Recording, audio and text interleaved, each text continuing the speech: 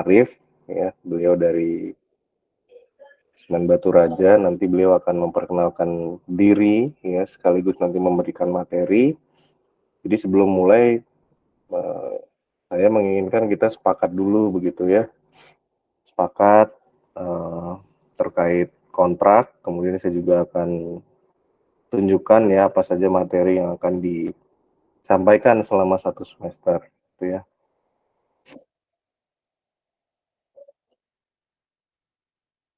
Oke.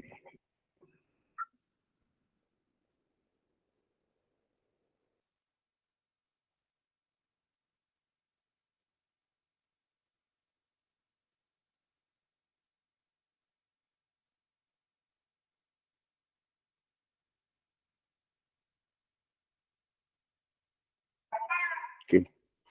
Baik, ini kontraknya ya. Kebetulan saya lupa menginputkan nama Pak Arif ya. Harusnya di dosen pengajar itu juga ada nama Pak Arifnya.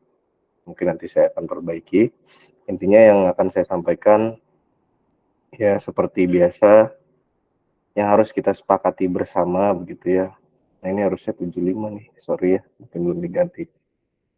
Jadi kalau di mata kuliah PTPM penilaiannya masih sama seperti Sispen ya, masih sama seperti mata kuliah sebelumnya.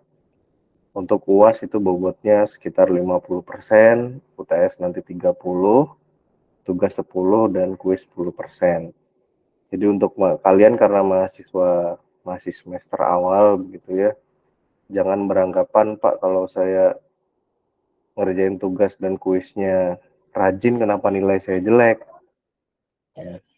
Kalau di mata kuliah saya tugas dan kuis itu porsinya hanya 20%.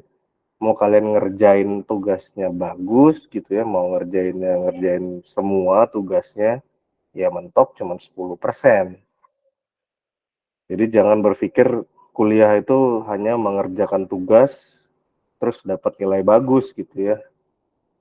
Enggak, tergantung dengan kontraknya. Kalau misalkan mata kuliah lain nanti ketemu bobotnya berbeda, UASnya 10%, UTS-nya 10%, tugasnya misalkan 70%. Nah, itu baru kalian kuliah, sepanjang kuliah itu cuma nugas aja gitu ya. Tapi kita udah sepakat nih di awal. Jadi jangan lagi kecolongan. Pak saya ngerjain tugas sudah capek-capek bla bla bla bla bla bla. Nilai saya D, nilai saya E gitu ya. Nih kontraknya. UASnya 50%, UTS 30%, tugas kuis 10-10. Kemudian saya turunkan apa namanya? Rentang nilai. Kalau Sispen kemarin masih di atas 80 itu A. Nah, sekarang itu saya turunkan 75. Jadi rentangnya 55 begitu ya. Di atas 75 itu A, 70 sampai 75 itu AB, kemudian 65 sampai 70 itu B. Sorry ini salah, nanti saya perbaiki. Nanti ketika tanda tangan akan diperbaiki ya. Dan seterusnya ya. Jadi kalau nilai kalian di bawah 50 ya E gitu ya. Ini nilai total. Jadi dari UAS, UTS, tugas, kuis ternyata tidak mencapai 50, maka kalian dianggap tidak lulus. Ya. Nah, ini yang kita sepakati bersama. Ada yang keberatan? Mungkin mahasiswanya.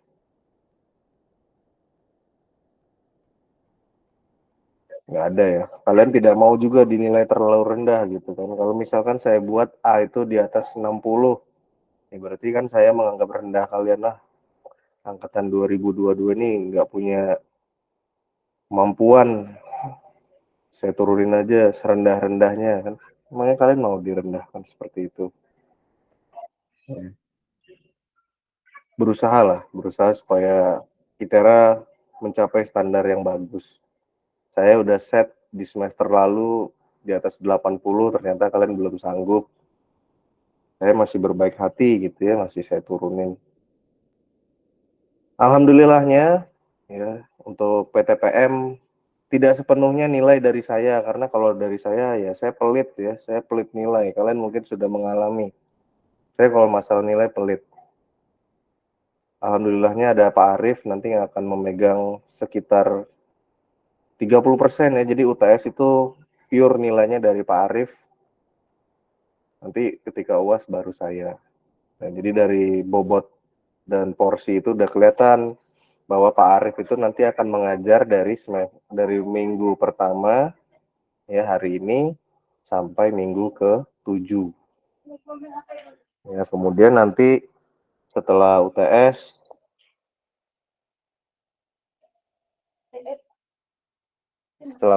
itu baru saya yang akan mengajar.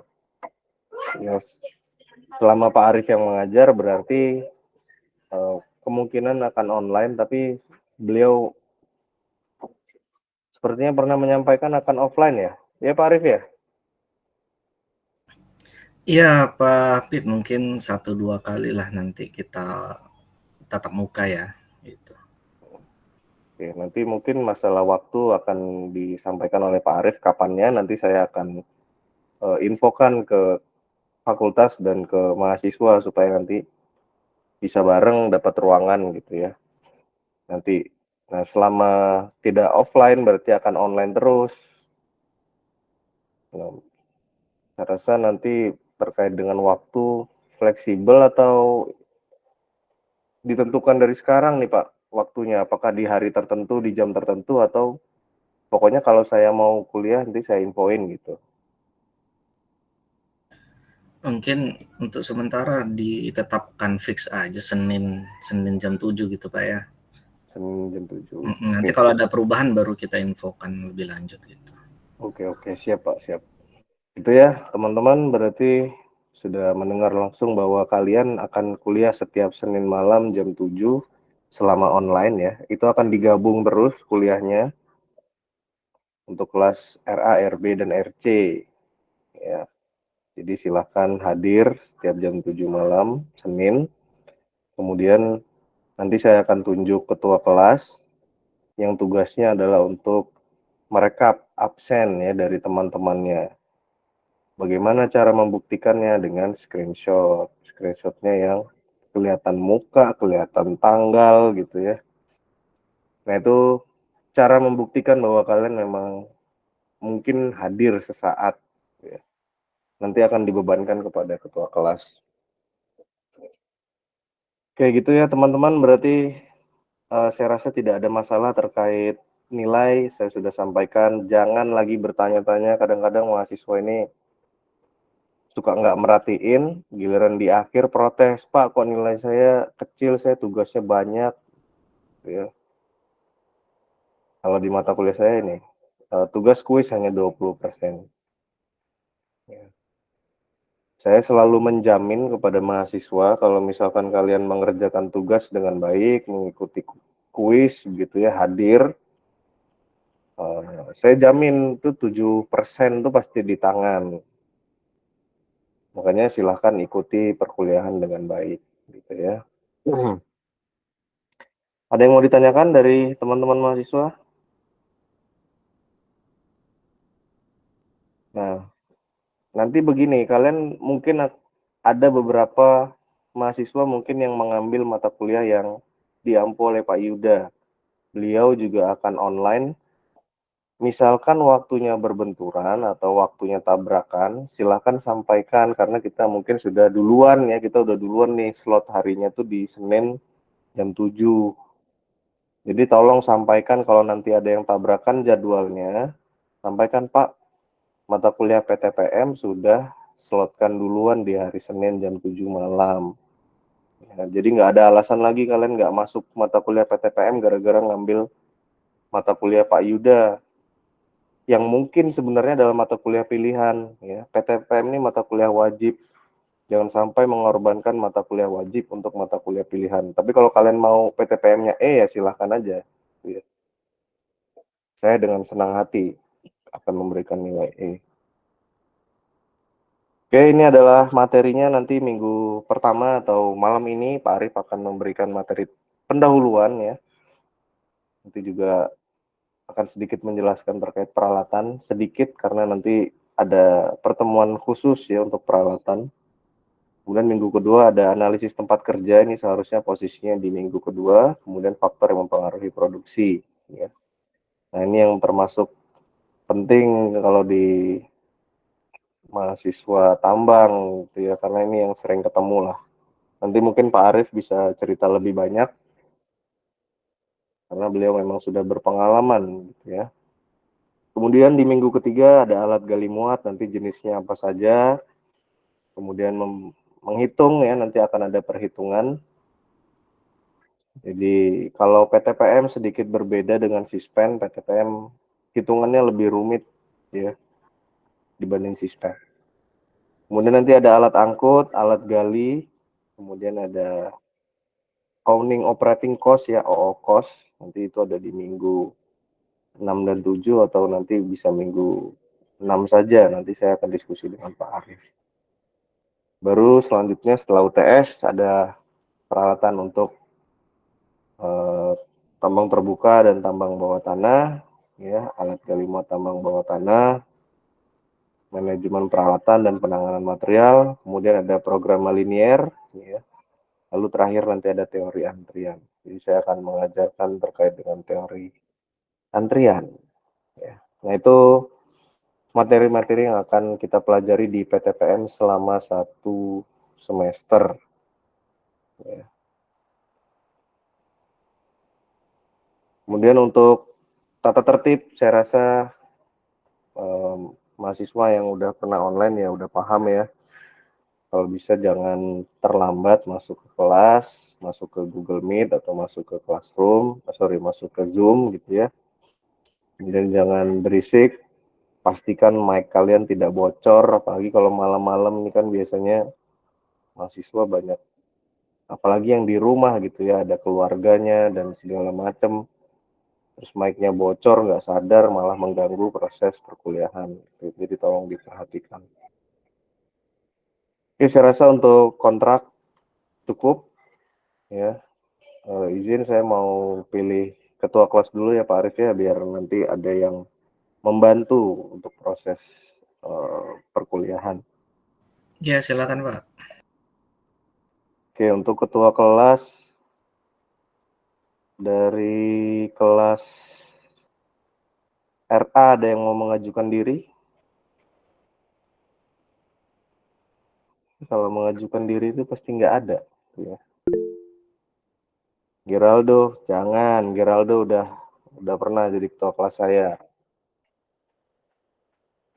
Keenakan nanti jadi privilege. Ketua kelas nilainya bagus nggak ini Pak Hafid? Kalau di saya begitu Pak, karena sangat membantu gitu ya. Oh Soalnya iya iya iya. teman-temannya mungkin boleh lihat ya, teman-temannya yang jadi ketua kelas tuh nilainya nggak jelek lah minimal. Oke ya, tadi pertama kayaknya Melani ya, Melani Putri. Iya Pak, saya Pak. Oke, nanti saya akan invite ke dalam ini ya, grup ketua kelas nanti bersama dengan kelas yang lain. Saya catat dulu sebentar. Oke Pak. RA Melani.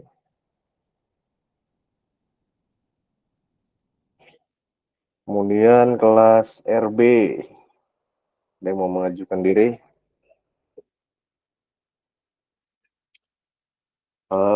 Fairly.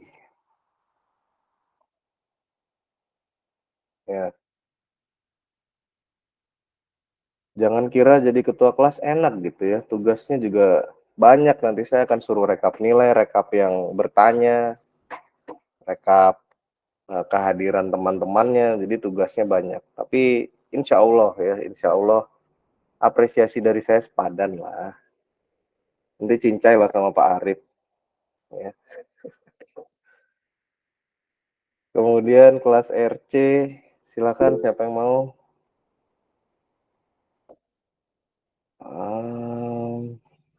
Saya sampai Johan. Tawaran yang menarik ya Pak Hafid ya ketua kelas ini. Iya. Iya Pak. Mereka baru sadar Pak kalau ketua kelas tuh ada privilege-nya. Kemarin-kemarin nilainya C semua. Iya iya iya. Ya, rata-rata ketua kelasnya nilainya AB kalau saya nggak salah kemarin ya. Kalau saya nggak salah. jomplang lah, jomplang. Oke, ketua kelas dari 3 kelas sudah saya pilih. Kelas RA ada Melani, RB ada Verly, kelas C ada Johan ya. Nanti misalkan Pak Arif minta bantuan, saya harap 3 orang ini ketua kelas itu membantu. Misalkan Pak Arif butuh apa, Pak Arif minta tolong apa, itu tolong dibantu misalkan ya. Atau Pak Arif bertanya, direspon, minimal kalian yang merespon gitu. Misalkan mereka tidak banyak membantu Pak, kabarin aja Pak, biar nanti saya cut, saya ganti itu kelasnya. Oke, siap, jelas itu Pak.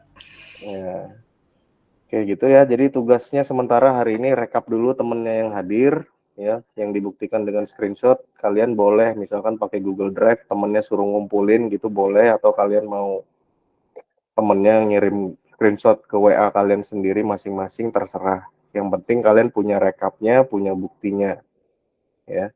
Kemudian siapapun yang bertanya di kelas kalian masing-masing itu dicatat. Misalkan kelas RA yang bertanya 10 orang hari ini, siapa saja namanya dicatat. Pun RB dan RC sama ya. Jangan sampai ada yang miss. Karena apa? Karena saya punya tambahan nilai bagi orang-orang yang mungkin sering bertanya. Dari mana saya menilai ya? Dari keaktifan yang dibuat oleh ketua kelas. Ya. Kalian boleh misalkan pakai formnya teman kalian yang jadi ketua kelas sebelumnya gitu, atau tanya gimana cara ngerekap, gimana cara membuat list dan seterusnya gitu ya.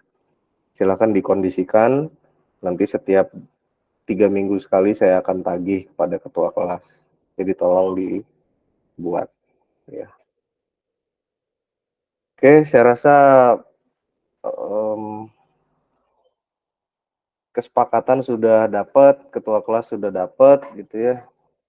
Mungkin kita akan lanjut ke materi, tapi sebelumnya izin Pak Arif, mungkin saya akan leave ya, supaya Pak Arif juga bisa leluasa.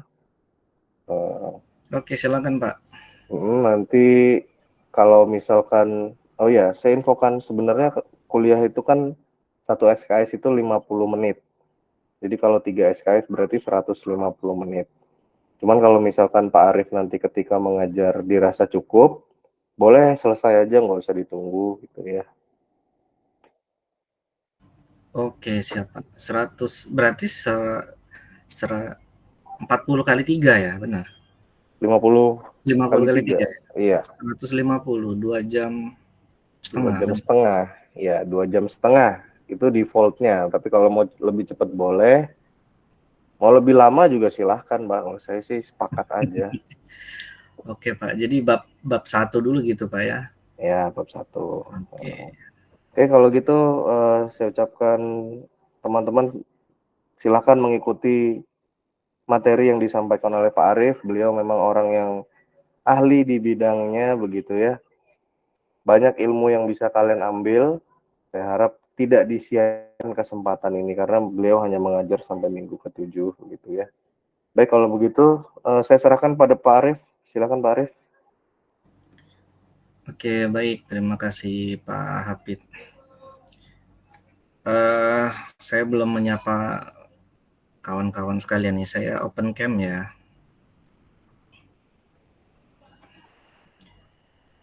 Kelihatan nggak nih? Kelihatan Pak. Kelihatan Pak. Oke, baik. Assalamualaikum warahmatullahi wabarakatuh. Waalaikumsalam. Selamat malam. Salam sejahtera bagi kita semua. Ini pertemuan pertama kita ya. Sekali lagi salam kenal buat kakak-kakak sekali, adik, kakak dan adik.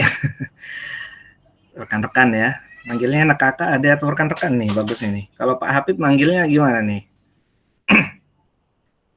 Siswa atau gimana? Panggil D aja kalau enggak Pak. Oh gitu, iya. Adik-adik ya. Oke, jadi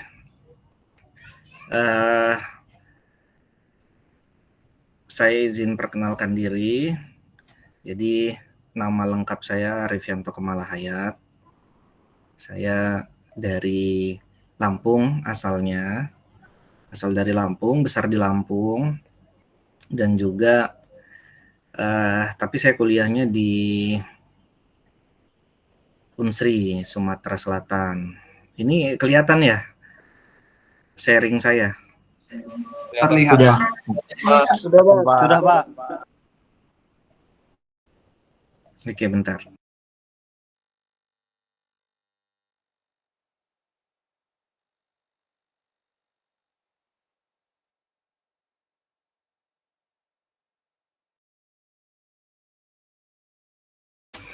Oke, jadi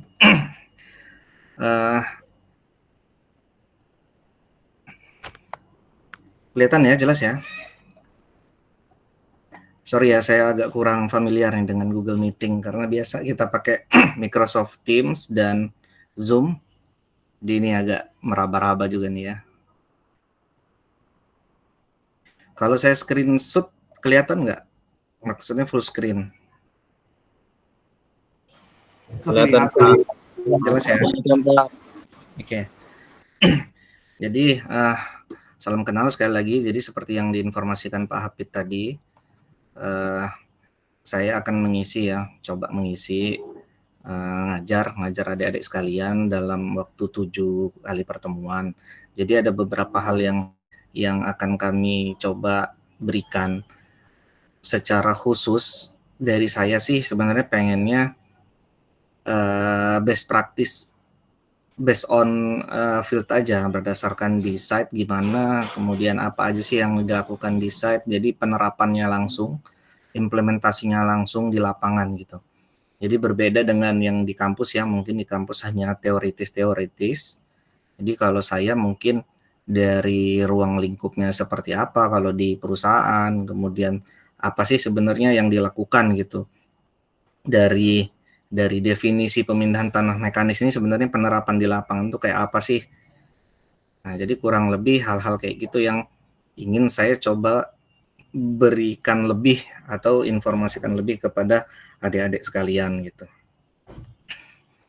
Nah, kemudian dari jam pelajaran ya, jadi setiap jam 7 malam setiap hari Senin nanti kita coba fixkan jadwalnya gitu. Kalaupun nanti jika saya berhalangan hadir atau ada kegiatan sesuatu dan lain hal, nanti saya informasikan ke ketua kelas ya, gitu.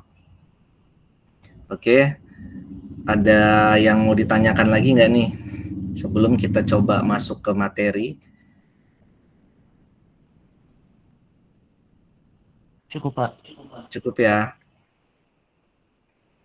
Oke, jadi kita coba masuk di teorinya dulu ya.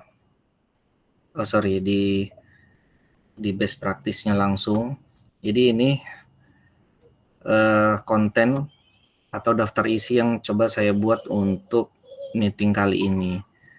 Jadi ada kurikulum vitae, kemudian ada sekilas tentang query limestone itu seperti apa, kemudian tanggung jawab secara sekilas apa aja sih sebenarnya yang diterapkan di lapangan ya.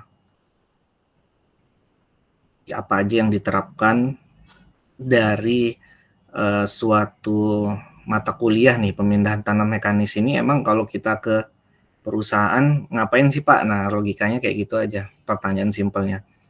Apa aja sih emang kalau di lapangan itu yang harus diimplementasikan dari pemindahan tanah mekanis ini gitu. Nanti saya jelaskan di tanggung jawab itu. Kemudian ini CV saya. Jadi saya lahir di Bandar Lampung, 28 Agustus 1989. Saya asli dari Lampung memang. Jadi dulu di ITERA itu sebenarnya masih sawah semua dulu. Ya Pak Hafid ya, Pak Hafid masih di sini nggak nih? Masih Pak. Iya, jadi dulu di Korpri itu ya, ITERA itu masih sawah semua Pak. Iya. Masih sawah ini.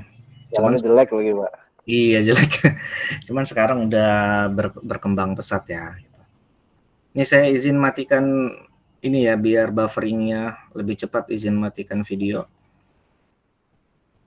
Nah, kemudian ini ada nomor HP saya, silakan dicatat aja, nanti ada email saya juga kalau ada yang mau ditanya, silakan aja. Walaupun saya belum respon atau gimana, mohon ditunggu aja ya. Harap maklum aja, mungkin nggak kebaca atau ketimpa chatnya. Jadi saya pertama kali lulus, saya ikut di Minerba Konsultama ya, konsultan ini. Jadi sambil cari-cari kesibukan lah sebelum dapat kerjaan tetap gitu kan. Kemudian alhamdulillah saya di tahun 2014 di Petrosi, site pertama kali saya itu di ABN Kalimantan Timur, Adibara Mitra gitu. Di situ saya graduate development program atau manajemen training gitu. Biasanya itu 1 tahun ya, 1 tahun. Kemudian saya resign, masuk ke Sriwijaya Bangkit Energi lagi. Di situ saya jadi konsultan lagi. Kemudian terakhir saya di Semen Batu Raja dari 2016 hingga sekarang posisi sudah menjadi site manager. Dan juga saya merangkap manager exploration untuk database dan administrasi di Semen Batu Raja. Jadi kita punya IUP, izin usaha pertambangan di Muara II ya. Izin usaha pertambangan di Muara II itu saya KTT-nya dari 2003 lalu. Ini udah mau 1 tahun gitu. Untuk izin usaha pertambangan sendiri, apakah ada yang tahu ya? Ada berapa jenis nih? Ini kalau saya ngomong bahasa-bahasa yang belum dimengerti, ditanya aja langsung ya. Apa Pak maksudnya IUP? Apa itu OP gitu ya? Tanya aja langsung. Jadi biar nggak bingung. Mungkin banyak kawan-kawan adik-adik juga yang belum paham ya. Jadi izin usaha pertambangan itu ada 2 jenis, ada eksplorasi, ada operasi produksi gitu. Jadi ada 2 jenis. Nanti kita bahas lebih lanjut lah. Kemudian saya juga ikut di organisasi di PII, sekarang masih progres, Persatuan Insinyur Indonesia, lagi ngambil insinyur, kemudian di Perhapi, kemudian juga di SKSB. Saya S1 pertambangan di Unsri dan S2 juga di MM, yang ngambil IMM di Palembang, UIGM, Indo Global Mandiri gitu. Kemudian juga dari sertifikasi kita sudah POU ya, yang paling up dari POP, POM, POU. Kemudian juga saya ngambil mining financial modeling di 2023 dan juga beberapa software, mining software itu juga sudah kita ambil gitu. Ada pertanyaan? Lanjut? Lanjut Pak. Lanjut, Pak. Ya lanjut ya.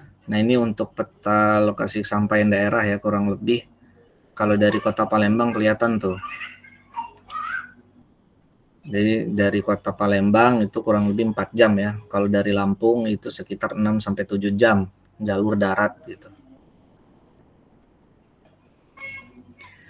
Nah untuk kegiatan penambangan kuari limestone sendiri bisa dilihat di sini. Ada land clearing, stripping overburden, kemudian drill dan blast, kemudian surface miner, kemudian ada loading hauling, limestone, kemudian juga ada dumping dan crushing. Mungkin kawan-kawan belum familiar ya, nanti saya coba jelaskan lagi di akhir. Kemudian ini tanggung jawab atau apa aja sih sebenarnya yang dilakukan di lapangan gitu, ruang lingkupnya apa aja sih, hubungannya dengan pekerja gitu. Pekerja atau karyawan-karyawan itu ngapain aja. Nah, ini ada semua di sini. Nanti saya informasikan ya, mungkin di setiap meeting nanti saya kasih tahu satu-satu apa aja sih implementasi tanggung jawab yang harus dilakukan di lapangan gitu. Oke. Saya share screen bahan satunya.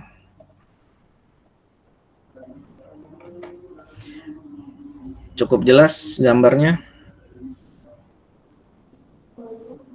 Jelas, Pak. Jelas, Pak. Kalau ada yang mau ditanya langsung aja ya.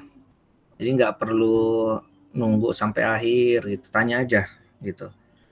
Oke, jadi secara materi presentasi ini ada 7 nih ya, pendahuluan, job analysis sesuai dengan apa tadi namanya, kontrak ya, kontrak kuliah ya. Ada apa tuh, pendahuluan ya, faktor yang mempengaruhi produksi, alat gali muat, dan lain sebagainya. Nanti kita bahas satu-satu. Oke, kita masuk ke pendahuluan. Jadi apa itu pemindahan tanah mekanis? Jadi di sini bisa kita baca nih, segala macam pekerjaan yang berhubungan dengan kegiatan penggalian, pemuatan, pengangkutan, penimbunan, perataan, dan pemadatan. Jadi nggak usah pusing ya, simple aja. Apa sih artinya gitu? Kan sudah jelas tuh dari judulnya aja, pemindahan tanah mekanis. Berarti kan memindahkan tanah gitu kan ya, logikanya gitu aja. Apa aja yang berhubungan dengan pemindahan tanah itu, nah ini yang harus dipahamin. Jadi ada beberapa kegiatan di dalam itu gitu. Jadi kurang lebih kayak gitu. Kemudian maksud dan tujuannya. Apa sebenarnya? Ada yang tahu nggak sebenarnya tujuan dari pemindahan tanah mekanis ini sebenarnya apa ya? Coba ada yang tahu nggak? Coba saya mau tahu juga nih dari suara-suara adik-adik sekalian. Apa tujuannya nih? Ya, Hindra, silakan. Izin menjawab, Pak. Perkenalkan, nama saya Indraman Suputra, NIM 053. Maksud yang saya pahami untuk maksud dan tujuan pemindahan tanah mekanis ini, ya tentu saja buat mindahin tanah penutup di atasnya untuk mengambil material-material yang akan kita tambang, Pak. Oke, baik. Terima kasih. Jadi simple aja kita ya. Jadi kalau saya sama saya nggak perlu panjang-panjang lebar ya. Yang penting best practice-nya dapet gitu. Jadi benar. Intinya kita tuh cuman pengen mindahin tanah gitu kan. Mindahin tanah yang pasti sesuai dengan tujuan kita kan gitu. Sesuai dengan tujuan dan secara safety. Nah, itu harus tuh penting.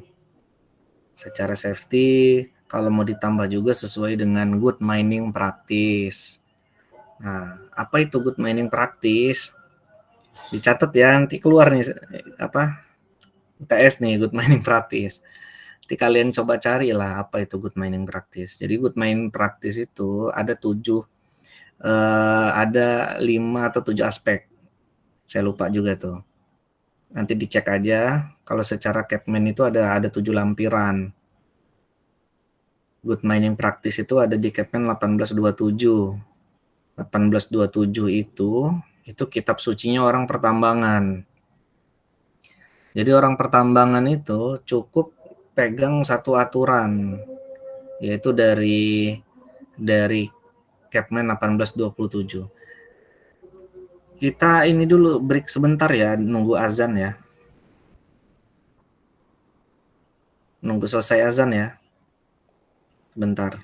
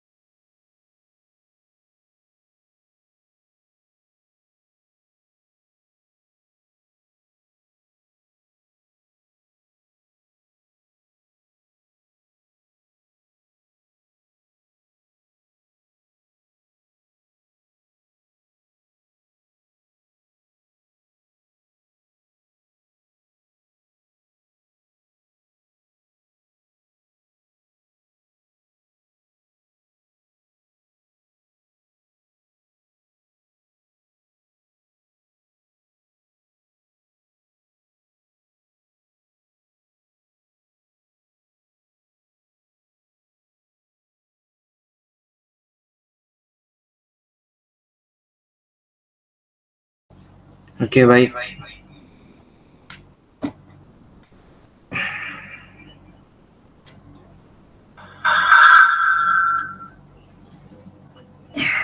Lanjut ya.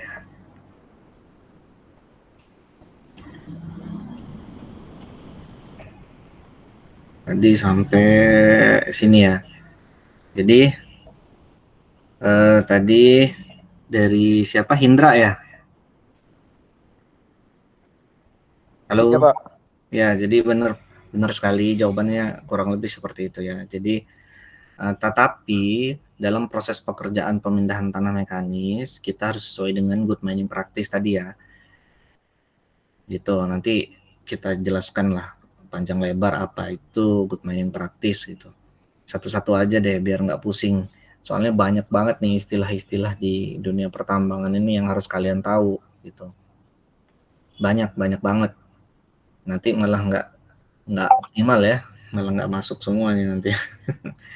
Oke, lanjut dari gambar ini. Jadi kurang lebih tuh terlihat kan ada apa yang namanya bench ya, calon bench tuh yang titik-titik itu tuh.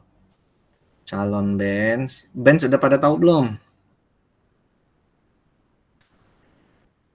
Halo, udah pada paham belum?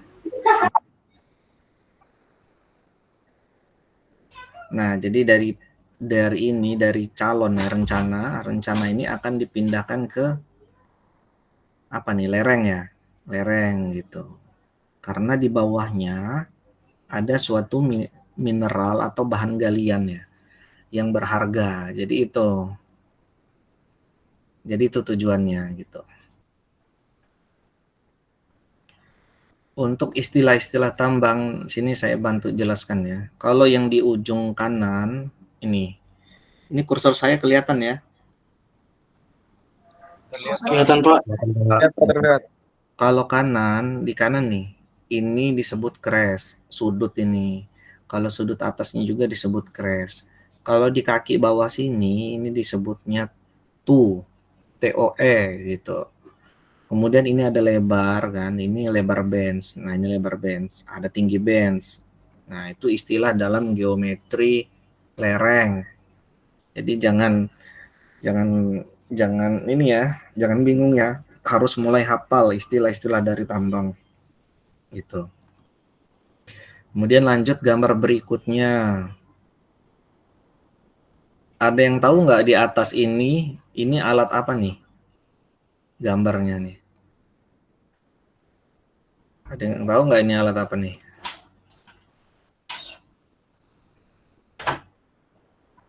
Ayo yang tahu tunjuk tangan apa langsung ngomong. Ada yang udah tahu belum nih alat mekanis apa namanya? Drilling bukan, Pak? Iya, betul, drilling. Siapa tadi? Rizky ya? Iya, Pak Rizky, Pak. Ya, jadi itu alat drilling gitu. Nanti di pertemuan keberapa ya alat drillingnya? Nanti ada, kita coba jelasin satu-satu. Jadi banyak tipe, banyak sekali, jadi luas sekali ilmu pertambangan ini gitu. Dari alatnya sendiri aja, alat gali misalnya, alat gali itu ekskavator, ada shovel, ada lain-lainnya, ada tipe-tipenya, ada mereknya, beda-beda, ada kapasitasnya juga beda-beda gitu. Jadi banyak sesuai dengan fungsinya masing-masing. Gitu. Nah, maksudnya dari gambar ini udah jelas tuh. Dari tanah ini nih yang di atas dari rencana tadi, rencana geometri harus dipindahkan agar apa? Agar bisa mendapat bahan galiannya gitu. Jadi kurang lebih kayak gitu ya.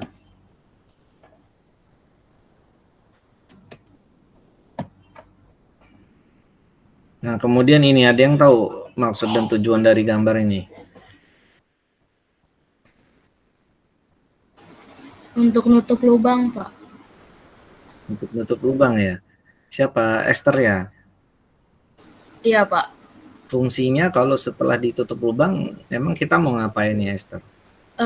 Biar jalannya mulus gitu, Pak, kalau misalnya ada peralatan yang mau jalan. Kan kalau misalnya ada lubang, makan waktu, Pak. Jadinya ditutup. Oke, betul. Jadi ini bisa kita terapkan di jalan hauling ya, jalan tambang, di mana kita harus melakukan perawatan jalan dengan cara menimbun lubang-lubang, salah satunya seperti itu. Gitu. Alat yang digunakan, udah ada yang tahu apa aja alat yang digunakan untuk perawatan jalan? Esther tahu, Esther? Kalau itu belum tahu, Pak, saya.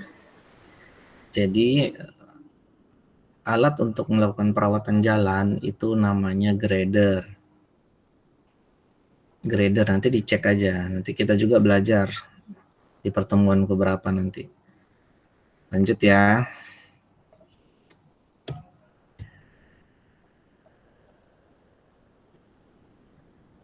Nah, ini ada yang bisa jelaskan? Coba saya mau dengar sih. Siapa nih yang bisa jelasin nih? Gambar ini maksudnya apa tuh? Ada drilling dan blasting, terus apa tuh? Terus ada teras dam. Nah, itu apa itu? Ayo banyak nunjuk, nanti nilainya bagus loh, dicatat sama ketua kelas. Siapa ketua kelas tuh ya? Lupa saya tadi. Ada 3 ya ketua kelas?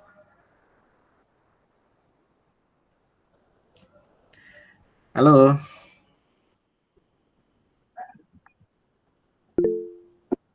Iya Raffi, silakan Raffi.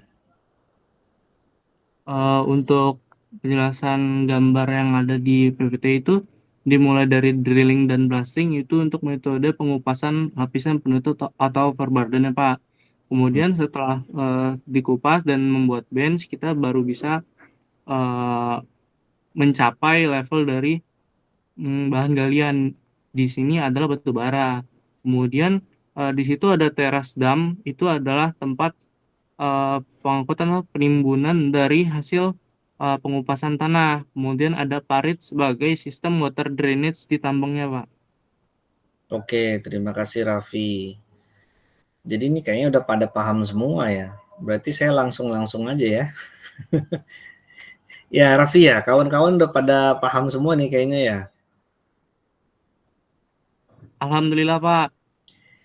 Oke, jadi gini aja, interaksinya lebih luas lagi. Jadi kalian itu kalau ada sesuatu yang ingin ditanya lebih dalam, langsung aja tanya ya. Soalnya saya nggak biasa juga sih jelasin teori-teori gini gitu. Jadi langsung best praktisnya nanti saya liatin apa aja sih yang terimplementasi ya di lapangan gitu. Biar lebih ngajarnya atau kelas kita lebih ini aja, lebih hidup ya. Sepakat ya? Lanjut. Pak. Lanjut. Nah, ini gambar untuk apa nih ya? Ada yang tahu nggak nih?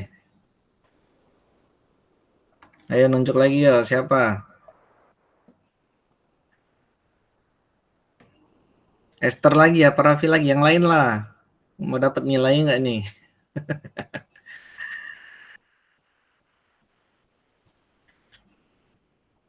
Ayo, Tommy si Tompul, silakan tuh Tommy. Izin menjawab Pak, mungkin Silakan. itu untuk stripping Pak, supaya dibuat tanjakan atau turunan jalan hauling Pak. Untuk apa? Screening apa tadi?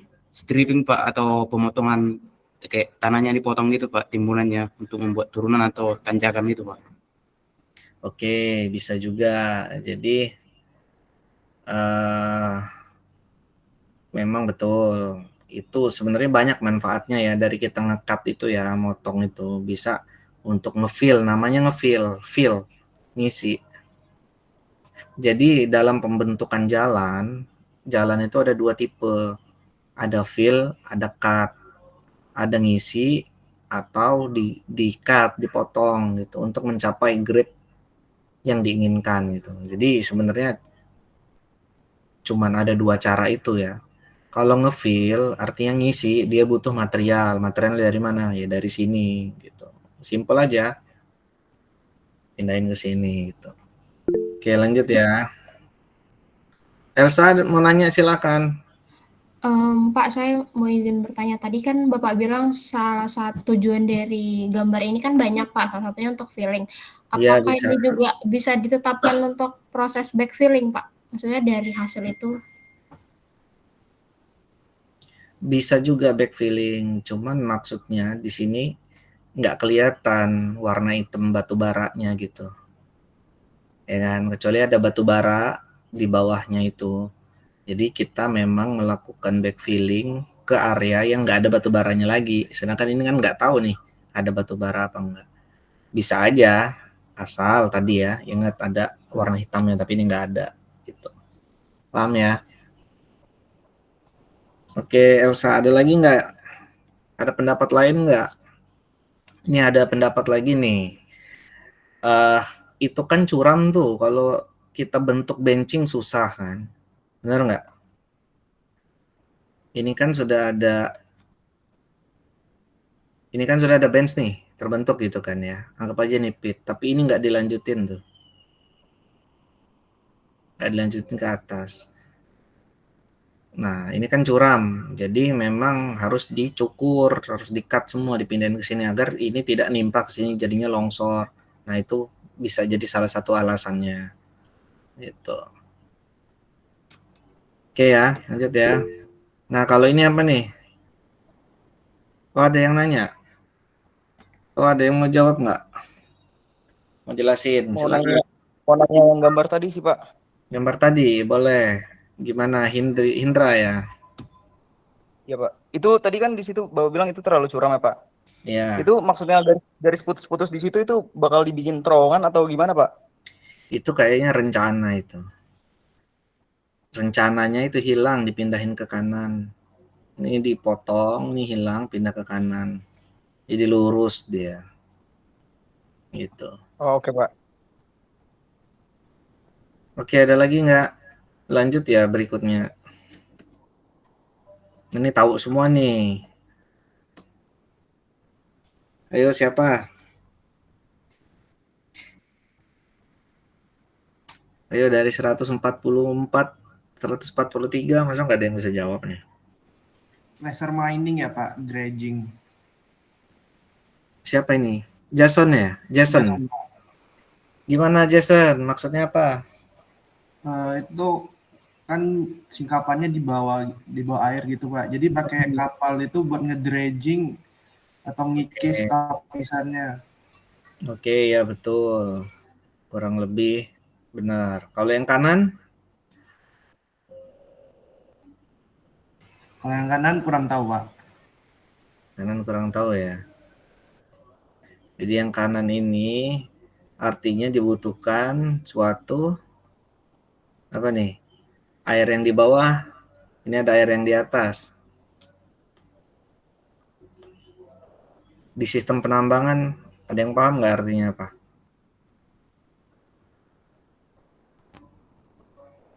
Ada yang tahu nggak?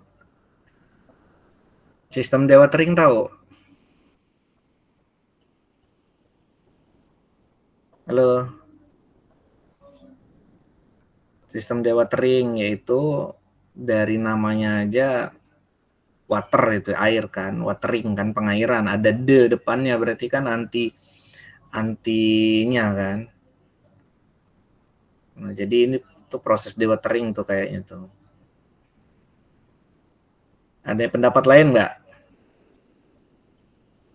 Cuman memang nggak ada pompanya, nggak ada pipanya.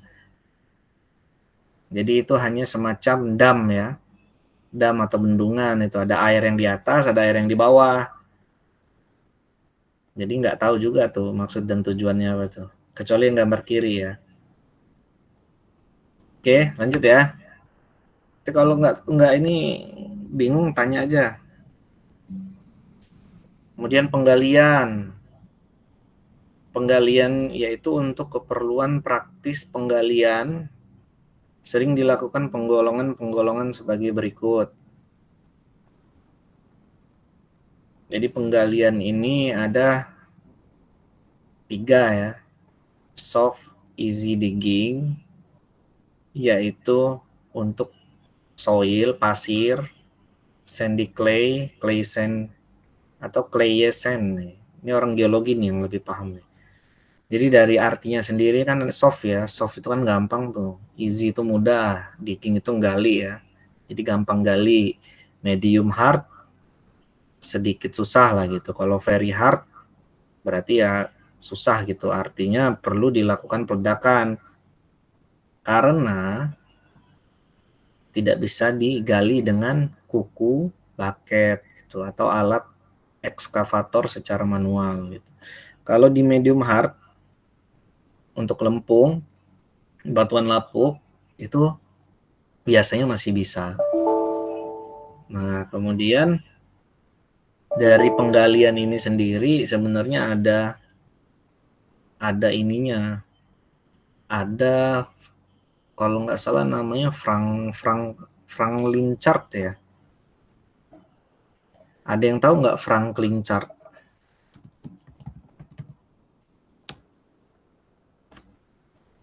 Halo, Belum tahu, Pak. belum tahu ya? Kalau ada yang tahu nilainya bagus loh ini. Belum tahu, Pak. Franklin chart. Coba searching lah, Kak.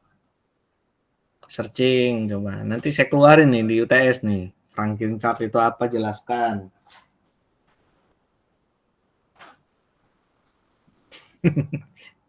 Gimana?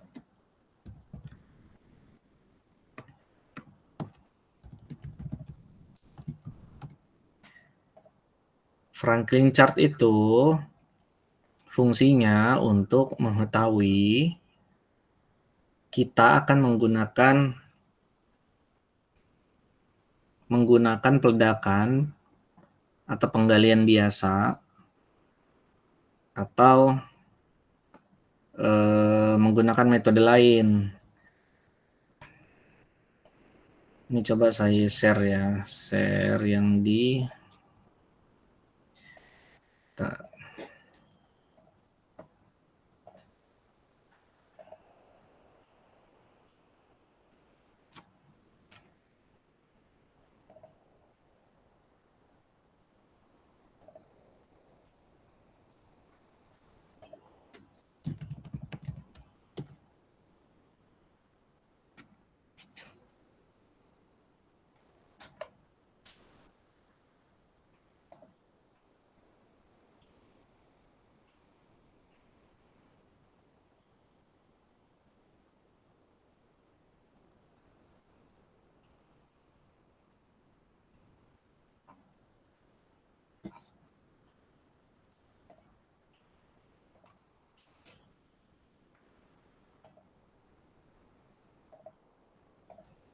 ini kelihatan nggak?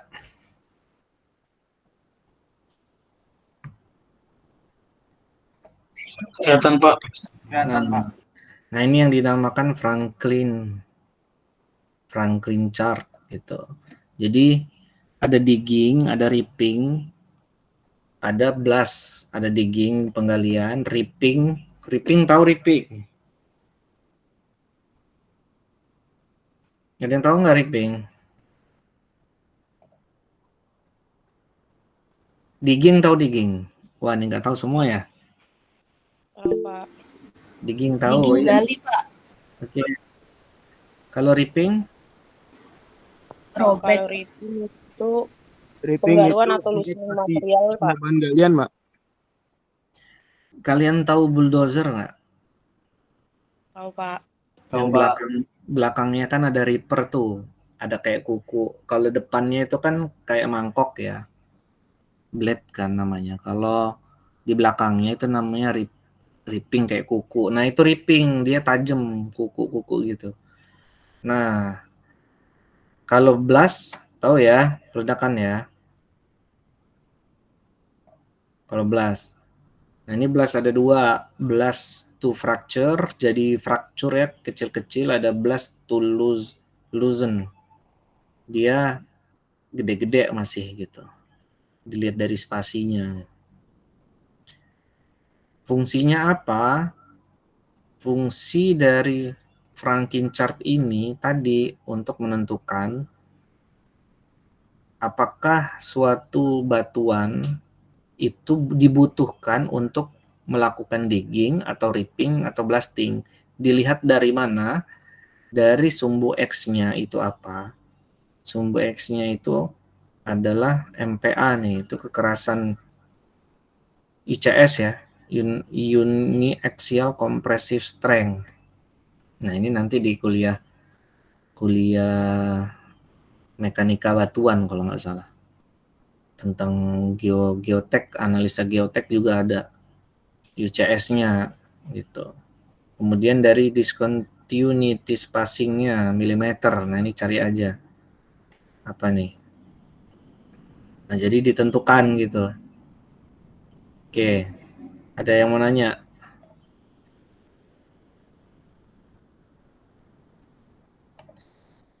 Ada yang bertanya? Cukup, Pak. Jadi paham ya tentang penggalian tadi ya. Kenapa harus ada 3 jenis penggalian? Kenapa?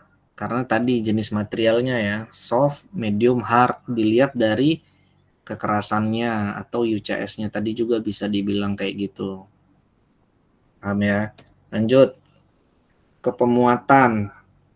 Kalau tadi penggalian, alatnya itu ekskavator dan lain sebagainya, itu di minggu depan nanti kita belajar lagi alat-alatnya apa aja. Nah, sekarang di pemuatan. Ada yang tahu nggak selain dump truck, apa aja alat pemuatan? Selain PC maksudnya ekskavator. Apa aja? Ada yang tahu?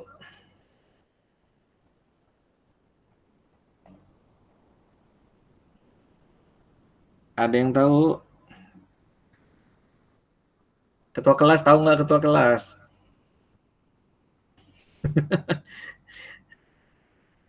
Ayo, 145 mahasiswa nih selain ekskavator. Ya, betul Verly ya. Power shovel. Apa bedanya Ver dibanding dengan ekskavator? Dengan back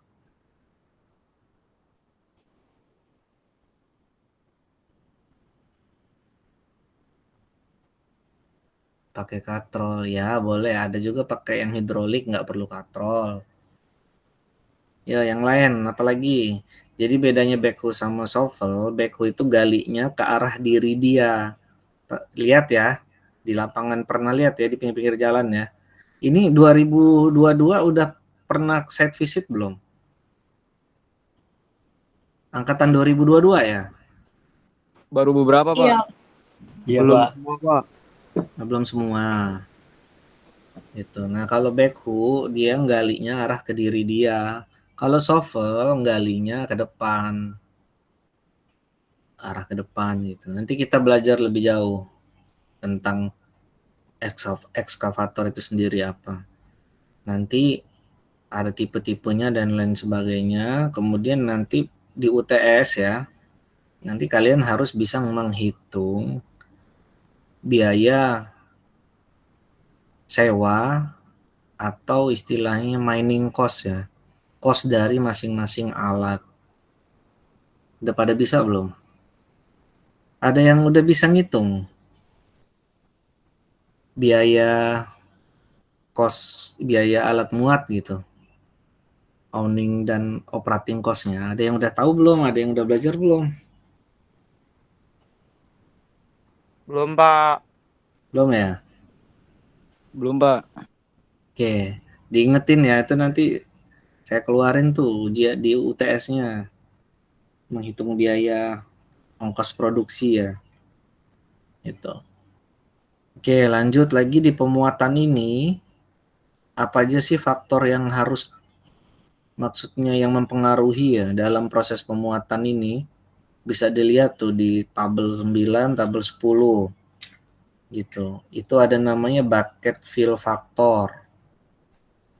Ada jenis kodenya itu PC 1800. Ini ngambilnya dari ini ya. Ini dari handbook pertambangan, Komatsu, Caterpillar dan lain sebagainya. Gitu. Nah, ini ada kode PC-nya. Kemudian ini ada jenisnya, easy, average, rather difficult, ada difficult. Kondisinya apa gitu kan. Apa sih maksudnya dari 4 ini? Nah, ternyata di sini kelihatan tuh ada soil kan, soil ada clay. Nah, itu kan yang ringan-ringan tuh. Kemudian ada yang sedang-sedang, sandy soil, dry soil itu agak susah lah ya, agak sedang-sedang. Nah, ini agak susah nih, sandy soil with gravel. Gravel ini mungkin batuan yang kecil-kecil itu kali ya, gravel gitu. Nah, kemudian ada loading blast rock batuan, blast peledakan, batuan hasil peledakan yang diangkut. Nah, ini bucket fill faktornya kecil, 0,7. Jadi kalau ibaratnya gayung gitu ya, gayung kalau muncung dia, kalau apa bahasanya ya, peres ya, tahu peres nggak? Kalau gayung air rata itu 1 ya, kalau dia muncung, gayung diisi pasir, diisi tanah itu 1,1 atau 1,2 muncung atasnya gitu. Sedangkan kalau kita ngambil batuan hasil peledakan itu 0,7 atau 0,8. Nah, ini fungsinya apa? Nanti kalian hitung produktivitas. Hitung produktivitas alat. Nah, tujuan dari sini, dari mata kuliah ini, hitung produktivitas alat plus biayanya. Gitu. Nah, ini penting, dicatat aja. Nah, kemudian yang tabel 10 ini untuk bucket fill factor yang loading shovel, kurang lebih sama. Tapi yang sering dipakai di lapangan sekarang itu adalah ekskavator. Kenapa? Karena shovel ini jarang sekali dipakai. Kenapa? Karena dari fuel rate-nya itu tinggi sekali. Kemudian dia hanya bisa digunakan pada area-area yang luas gitu. Jadi shovel ini ukurannya besar-besar. Nggak ada shovel kecil gitu. Jadi produktivitasnya lebih bagus di area yang besar gitu. Dan juga untuk material yang gampang-gampang. Kalau material yang susah itu dia nggak terlalu jago gitu di lapangan. Oke. Kemudian pengangkutan. Nah, ini pengangkutan. Yang tadi saya tanya, selain dump truck apa aja alat yang ada di pertambangan yang berfungsi sebagai pengangkutan? Ada yang tahu nggak?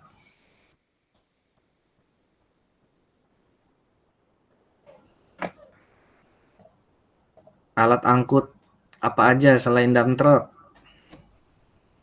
Bulldozer, Pak. Bulldozer bisa ngangkut ya?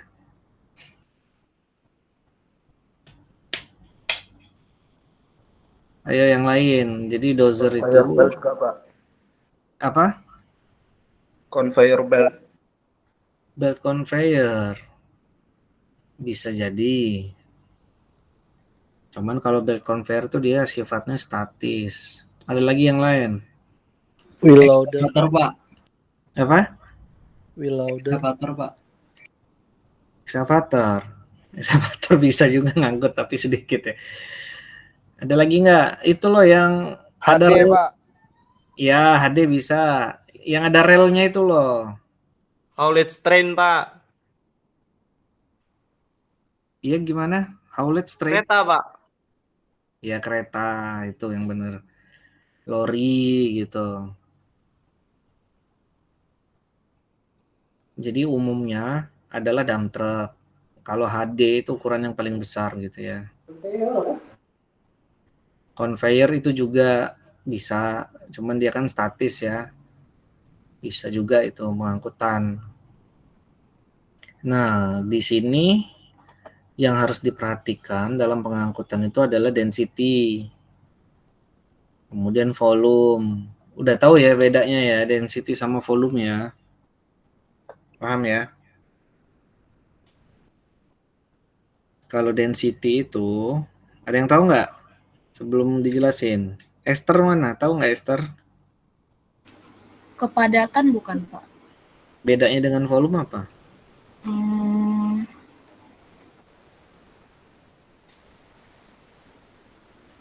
Nyerah. volume berdasarkan ruang nggak sih, Pak?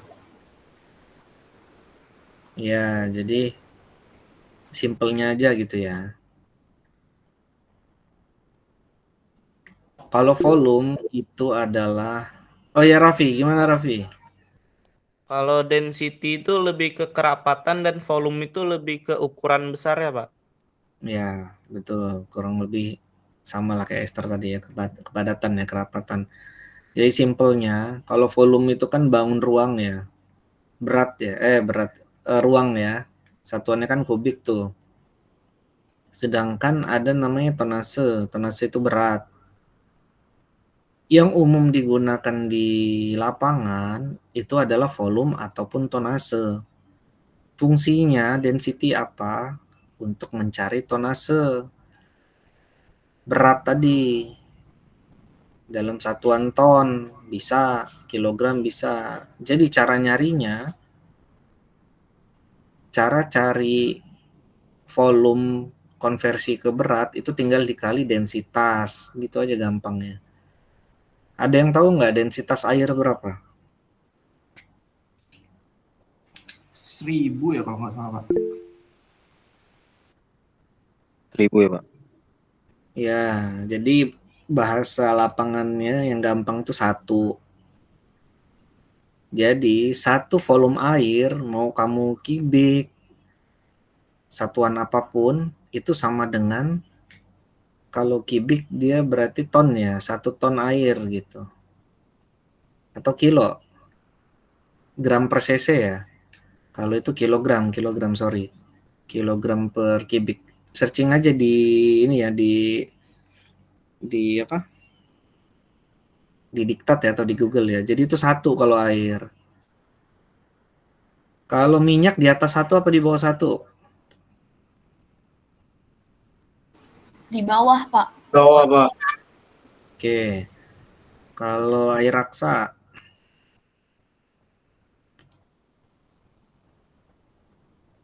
di atas apa di bawah? Di atas, Pak. Di atas, Pak. Kalau soil di atas apa di bawah?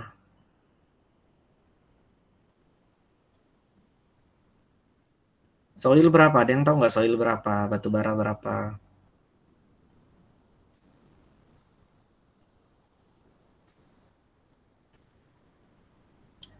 Andesit berapa? Jadi gini, kalau bahasa gampang ya, bahasa lapangan ya. Jadi ini kan saya banyak menginformasikan pemakaian di lapangan ya, istilah-istilah lapangan. Jadi kalau di lapangan itu ada 1 kubik tanah, kalau ditimbang itu biasanya 1,7 ton. Gitu loh. Artinya indeksnya, density-nya itu 1,7. Kalau batu kapur itu 1,9 sampai 2,1. Kalau batu bara itu biasanya 1,3 sampai 1,7. Kalau andesit dia lebih berat. Kalau 1 kubik ditimbang di jembatan timbang itu jadinya bisa 2 ton lebih gitu. Paham ya sampai sini?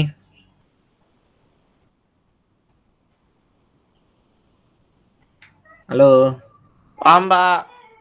Paham ya? Oke. Lanjut ya.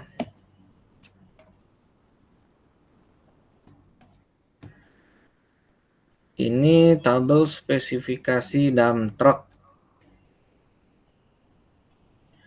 Tabel spesifikasi dump truck. Nah, ini contoh aja, nanti kita bahas saat